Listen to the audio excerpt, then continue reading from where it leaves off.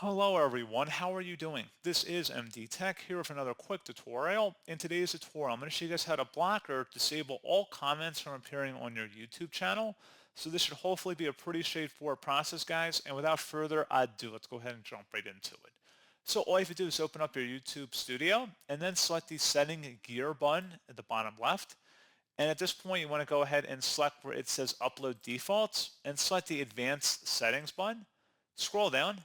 Underneath where it says comments, you can click on the drop down to go ahead and just turn off comments. And then you would have to click on the save button to save it. You can also adjust the moderation settings here as well. And that's pretty much all you'd have to do. So as always, thank you guys for watching this brief tutorial. I do hope I was able to help you out, and I do look forward to catching you all in the next tutorial. Goodbye.